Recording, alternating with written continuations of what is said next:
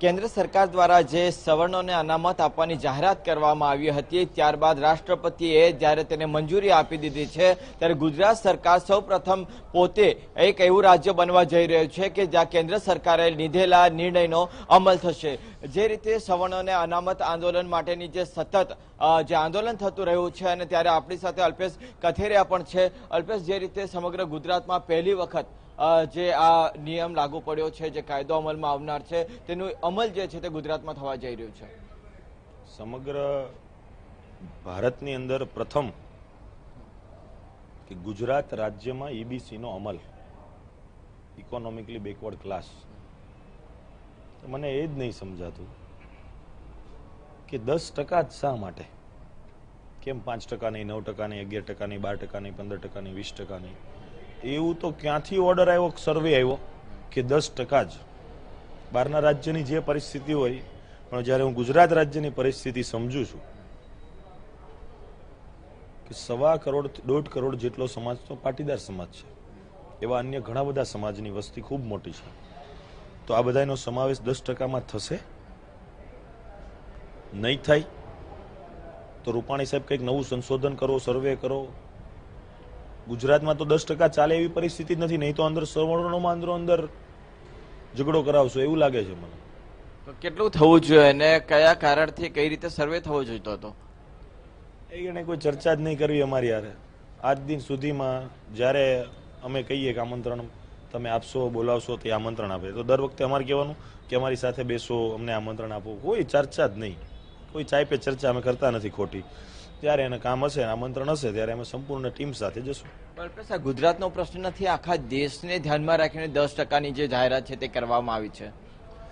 મને એટલે જ શંકા છે, કેમ કે મેં વાઇબ્રન્ટ ગુજરાત જોયું છે, ગતિશીલ ગુજરાત જોયું છે, અને ગરવી ગુજરાત જ જોયું છે। તો એવું જ આ ઈબીસી ગુજરાત હશે ને તો ભયંકર હશે। તો એ ગુજરાત સરકારે જાહેરાત કર્યું હોય તો આપણે એવું માની શકીએ કે એવું થઈ શકે? કેન્દ્ર સરકાર આ રીતની જાહેરાત કરી છે, અને અત્યાર સુધીમાં કોંગ્રેસ દ્વારા પણ સવર્ણોને અનામત આપવાની વાત થઈ હતી, પરંતુ કોર્ટમાં પણ તેને જે છે તેને રદિયો આપી દેવામાં આવ્યો હતો। ત્યારે સફળતાપૂર્વક જ્યારે આ બિલ પાસ થયું છે, ત્યારે કેવી લાગણી થાય કે હવે એનું ઇમ્પ્લિમેન્ટ થઈ શકશે ખરું? હવે છે ને, હવે એ ભવિષ્ય છે।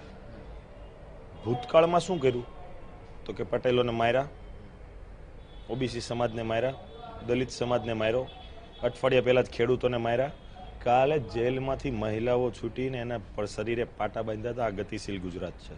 શું આ ખેડૂતો સાથે આવું જ થશે? માત્ર ને માત્ર ગુજરાતના નામે વોટ બેંક ઊભી કરી છે ભારતમાં આ ભારતીય જનતા પાર્ટીએ। આપણે સામાન્ય રીતે એવી વાત થાય છે કે ઇલેક્શન આવ્યું છે એટલા માટે બિલ પાસ કરવામાં આવ્યું છે, સરકારે તમામ તૈયારીઓ કરી છે, ત્યારબાદ આ નિર્ણય લીધો છે ને એટલા માટે સફળ રીતે બિલ પાસ કરવામાં તેઓ સફળ રહ્યા। બિલ પાસ કરવામાં બંને પક્ષોએ માત્ર ને માત્ર પોતાની વોટ બેંક બધે, એના માટે તમામ પક્ષોએ ભેગા થઈને બિલ પાસ કર્યું છે। ઇતિહાસ તમે બદલવા માંગો છો તો સદનમાં ચર્ચા કેમ ના થઈ? શા માટે ચર્ચા નહીં? શું બંને પક્ષોએ સેટિંગ કર્યા? માત્ર ને માત્ર તમામ પક્ષોએ એટલા માટે જ હકારાત્મક આપ્યું છે કે કોઈ એના વિરુદ્ધ બોલે તો મતની બેંકમાં ફેર પડે। એટલે માત્ર ને માત્ર રાજનીતિના કારણે જ બિલ પાસ થયું છે। બાકી એ બિલ પાસ થવું હોય તો એનું સર્વે થવું જોઈએ, સંશોધન થવું જોઈએ, સારા એવા લોકોની સલાહ લેવાવી જોઈએ, બિલ પાસ કરતા પહેલા લોકોના, ભારતના તમામ લોકોના અભિપ્રાય લેવા જોઈએ, સર્વદળીય બેઠક મળવી જોઈએ, તમામ પક્ષોએ ખુલીને ચર્ચા કરવી જોઈએ, અને ત્યારબાદ સંસદમાં આવે, સર્વેના રિપોર્ટ આવે, એટલા ટકા આપવી પડશે। બધે અલગ અલગ પરિસ્થિતિ છે। તમિલનાડુમાં 69% અનામત છે, અહીંયા 49% છે, બાજુમાં 52% પ્લસ બીજી 20% આવી, 18%, 70% છે, ક્યાંક 60% છે, ક્યાંક 30% છે। તો જ્યારે ભારતના તમામ રાજ્યોમાં અગણિત અલગ અલગ પરિસ્થિતિ છે, તો બધી 10% તમે કોમન આપશો તો કઈ રીતે શક્ય છે? તો કોંગ્રેસ શા માટે એને આવકારી રહી છે? કોંગ્રેસ તો કોઈ વિરોધ કરતી અત્યારે દેખાતી નથી હાલ। મુદ્દો જેવો છે, ભાજપ હોય, કોંગ્રેસ હોય, એનસીપી હોય, સપા હોય, બસપા હોય, શિવસેના હોય, કોઈ વિરોધ નહીં કરે, કેમ કે બધાને 19માં બધા જ પક્ષોને સવર્ણના મત લેવા છે, દલિતના મત લેવા છે, એસસીના મત લેવા છે, એસટીના મત લેવા છે, કોઈને ભારતીયના મત નથી લેવા। જાતિવાદ થાય અને એકબીજા પક્ષો જીતે, એ જ રાજકારણ સંસદમાં ચાલે છે। તો એમના દ્વારા એવી કેમ દલીલ નથી કરવામાં આવતી હતી કે કોઈ ચર્ચા કર્યા વગર આ કેવી રીતે પાસ કરી શકો છો તમે? મેં કીધું ને, કોઈ દલીલ કરશે તો એમ કે આ સવર્ણ વિરોધી છે, સમર્થનમાં બોલશે તો એમ કે આ દલિત વિરોધી છે, દલિતોના સમર્થનમાં બોલશે તો કે સવર્ણ વિરોધી છે, કોઈ એસસી એસટી સમાજનું નેતૃત્વ કરી રહ્યો છે તો એને સવર્ણનો વિરોધી ચિતરશે। એકબીજા જાતિવાદ કરવાના અને રાજકારણના લોકોએ ખિસ્સા ભરીને ઘર જીતવાના, અને સંસદમાં જ ચાલે છે ને અમારા વિધાનસભામાં તો ખૂબ મોટા કૌભાંડો ચાલે છે.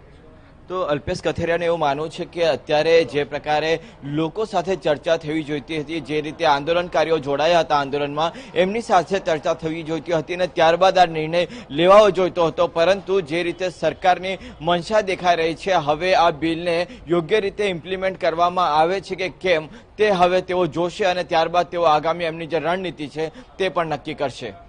બિલકુલ.